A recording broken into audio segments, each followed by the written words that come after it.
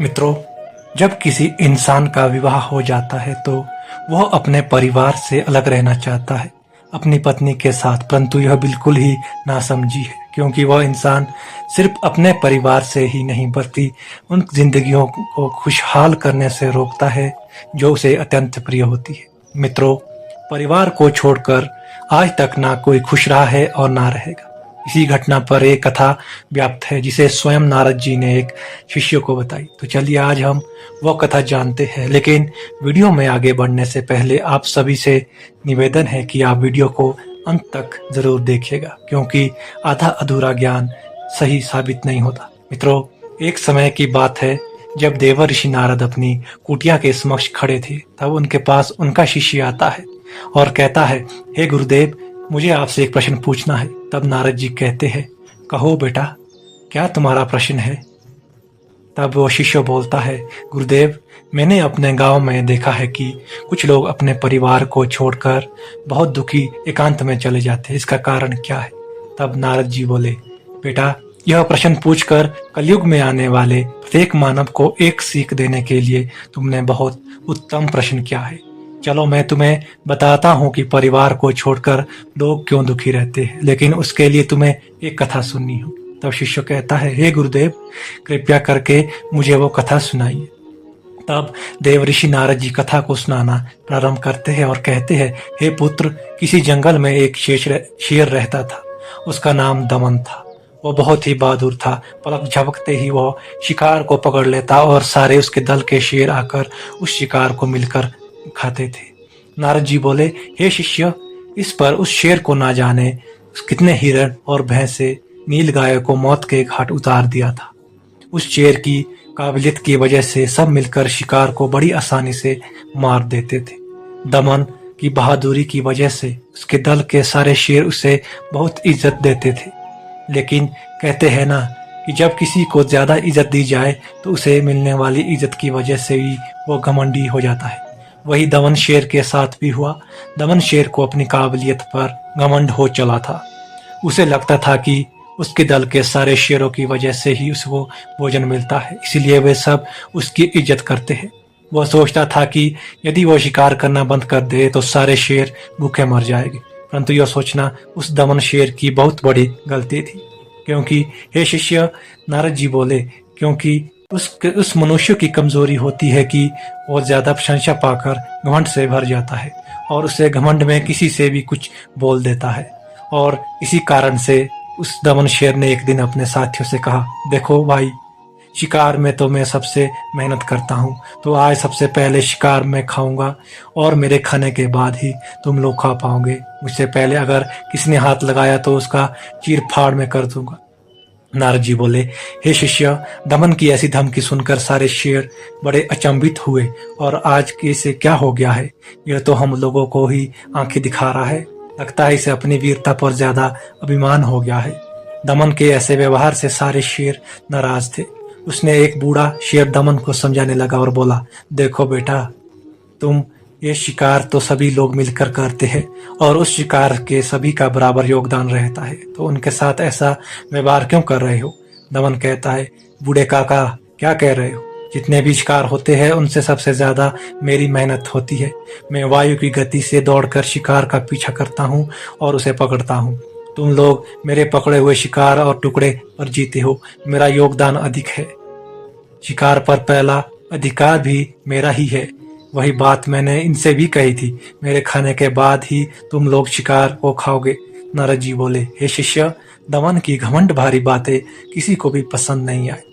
उन सभी शेरों ने मिलकर अगले दिन सारे शेरों को इकट्ठा किया और सब मिलकर दमन से बोले, देख भाई, आपका यह व्यवहार ठीक नहीं है। माना कि आप बहुत तेज और भागकर शेर शिकार को पकड़ लेते हो, पर हम लोगों की सहायता के बिना तुम शिकार नहीं कर सकते थे। हम लोगों का भी तो उसमें योगदान रहता है, इसीलिए हम तुम्हारी बात से सहमत नहीं है। सब लोग शिकार करते हैं पर सब लोग ही मिलकर खाएंगे। पहले और बाद वाली बात कहाँ से आई? नारद जी बोले, हे शिष्य, दमन अपने साथियों के प्रस्ताव से सहमत नहीं हुआ। वो अपने घमंड में किसी को कुछ नहीं समझ रहा था। उसने कह दिया, कोई बात नहीं, यदि आप इस बात से सहमत नहीं हो तो कल से आप अपना शिकार खुद करने जाए। मैं अपना शिकार अकेले करूंगा। नारद जी बोले, हे शिष्य, इतना कहकर दमन वहां से घमंड में चला गया।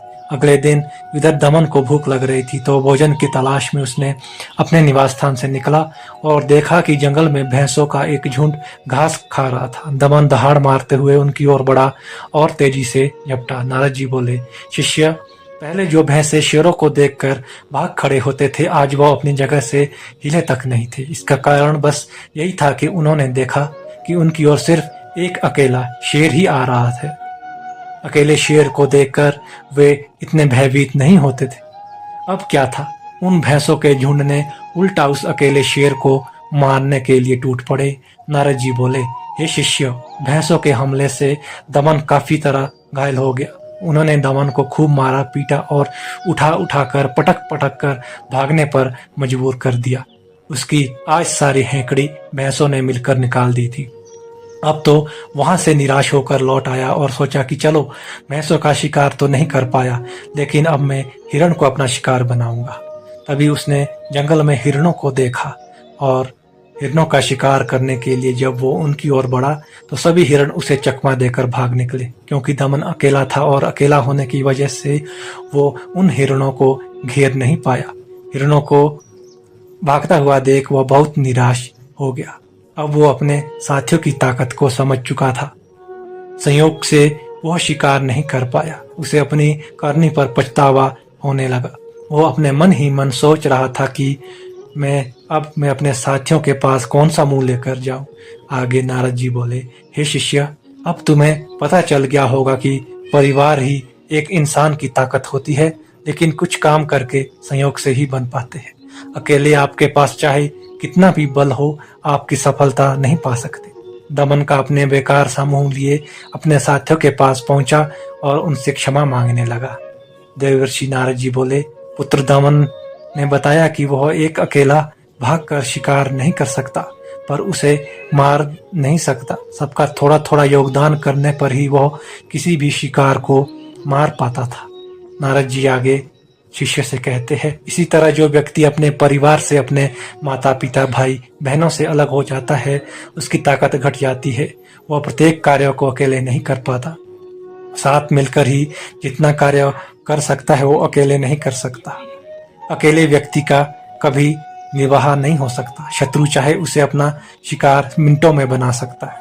अपने परिवार का कोई सदस्य भले ही आपके साथ लड़ता हो, फिर भी अगर आपके साथ वह खड़ा है तो शत्रु की हिम्मत कमजोर पड़ जाती है। जितना विकास, जितनी तरक्की उसके साथ वाले परिवार से होती है, वह अकेले नहीं कर सकता। अक्सर आजकल की बहुएं और कुछ माताएं अपने परिवार को अलग धकेल कर अलग थलग रहना पसंद करती है, परंतु वे भूल जाते हैं कि वो अकेला खड़ा पेड़ बहुत कमजोर होता है।